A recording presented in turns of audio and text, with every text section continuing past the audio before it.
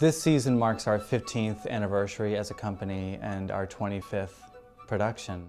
With milestones, I think naturally comes reflection. I've been thinking a lot lately about how the company started and the very first production we did, which was Thornton Wilder's Our Town. I played Simon Stimson in Our Town, and there was something about that moment, being in a play that's that associated with America and the American experience at that time, that was really profound. As I think back on it more and more, it seems the perfect play for us to have launched this company. The structure of Our Town is very unusual. Everyone forgets that it's so odd, but it's very, very unusual, and I feel like a lot of the plays that Transport Group is still doing present that kind of unexpected newness. Thornton Wilder, at the time that he wrote it, I think was taking enormous risks. We also took risks with our first production. We cast a 12-year-old girl as the stage manager and 2 actors in their 60s playing George and Emily. It felt like you were part of something that had never been done before, which is very rare to feel that way in a play that was so old and so established and so well known.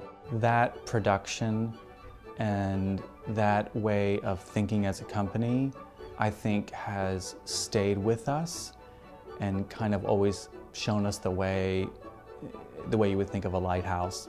I just felt like when I was in Our Town, I sat on stage in the midst of that production, knowing that a new company had been created that was going to be doing things very, very differently.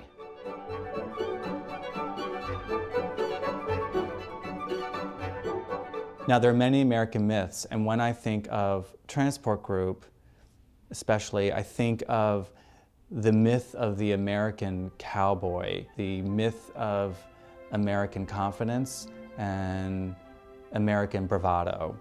If you look at this myth as a type of circle, I think what Transport Group is doing is we're examining the people who are on the outer edges of that circle and the people that are on the underbelly of that circle. The people who might not always come out on top. These are the people that excite us, that challenge us. These people that are on the outskirts of the American myth of success.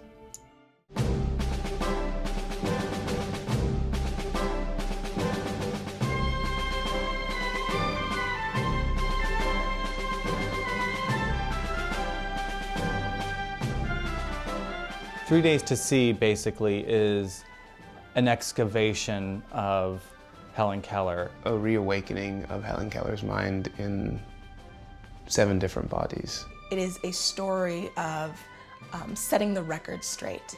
Through Wikipedia, I discovered that Helen Keller had actually written many books and articles and essays through the course of her life, and that she lived a very long life into her late 80s.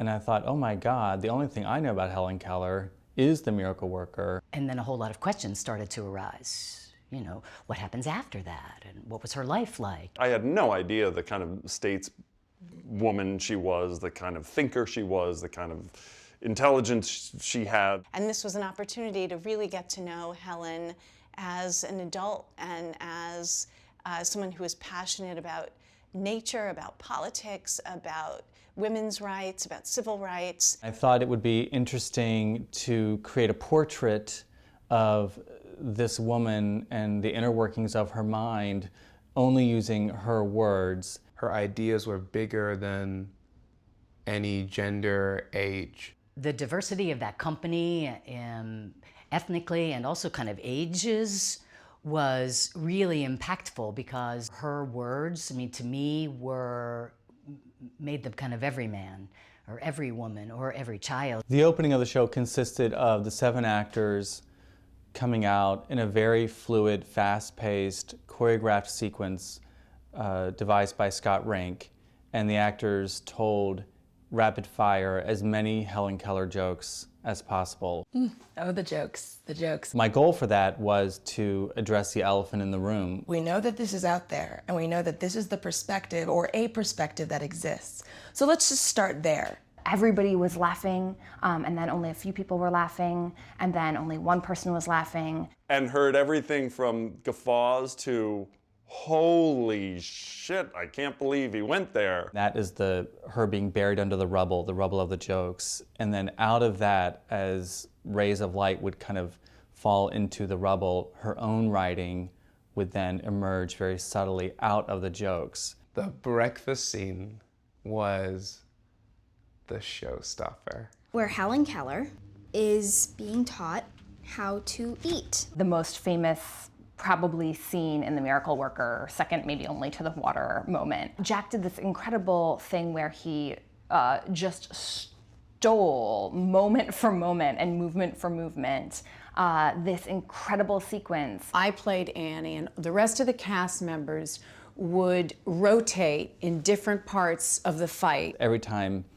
Annie turned around, there was a different, sometimes most often more powerful Helen battling her. We set it all to a soundtrack of Benny Goodman's version of Sing, Sing, Sing. That piece of music is enormously percussive, and so it aptly paralleled the physical percussion within the breakfast scene. She was so cerebral and intellectual, juxtaposing that with that very kind of animalistic, sort of primal behavior, put her and then her writings in a context that I don't know would have been possible otherwise. Then you listened in a different way after you saw that scene.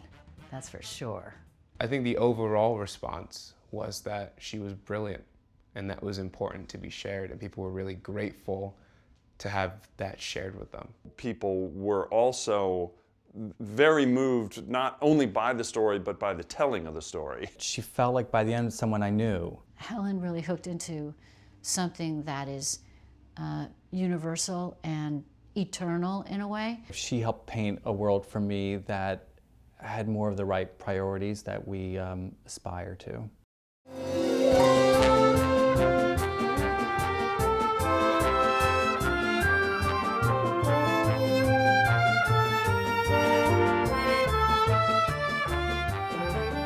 Once Upon a Mattress is a takeoff on the Hans Christian Andersen fairy tale. The adult version of The Princess and the Pea. Controlling Mother Queen and her dopey son are on the lookout for a new princess, but really only the prince is on the lookout. And along comes a wacky, independent maverick who wins his heart and the hearts of everyone in the kingdom.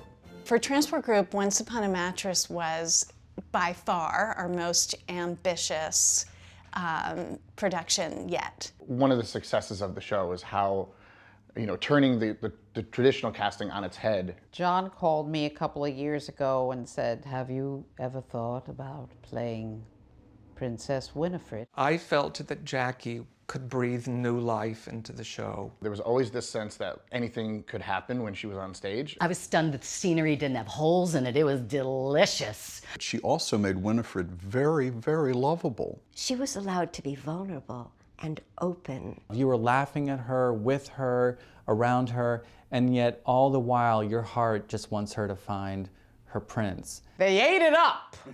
They loved it.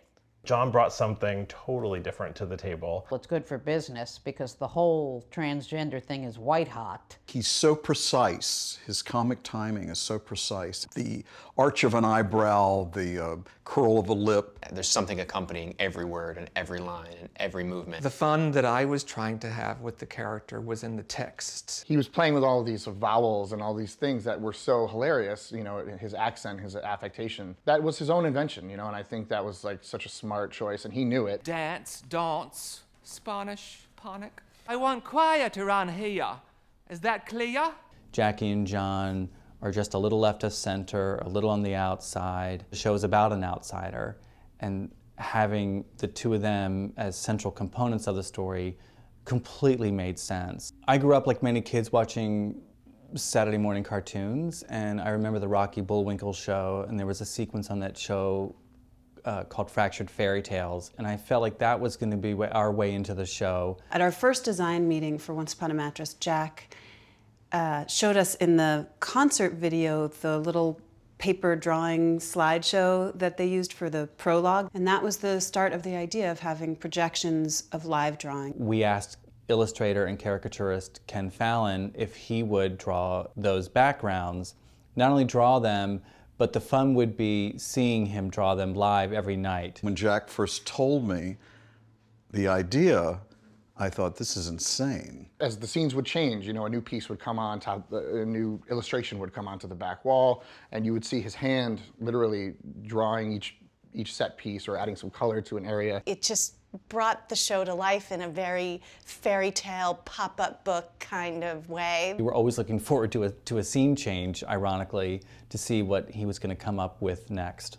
It was important for us to do the show big. Big cast, big orchestra. Brand new arrangements, brand new orchestrations. We were told we could have 12 musicians, which it's a huge number for a Broadway musical, but to do it off Broadway, we just didn't even know what to do with ourselves. We were so excited. 12 pieces? I mean, and it sounded like 40. What makes the score to Once Upon a Mattress interesting is the juxtaposition between the sort of 50s big band swing with a more traditional musical theater sound, and that third element, the sort of Renaissance vibe. Medieval sorority house. I mean, the harp and the recorder, it was kind of genius. It was just thrilling. It felt MGM. And I still have those orchestrations ringing in my ear when I'm humming a tune now. I can still hear them. They were wonderful. The response it would get every night, it blew me away. Everybody on that stage was having such a good time. That's the thing about this show.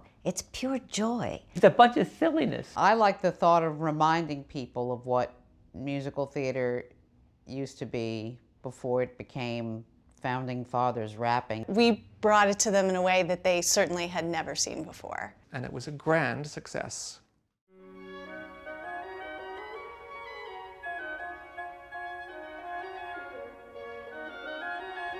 The 20th Century Project is a decade-long initiative that is going to explore every decade of the 20th century through 10 different productions. It's our way of basically excavating who we are right now as Americans and how we got here. We're very excited because we are going to be handing out 3 commissions for 2 plays and 1 musical.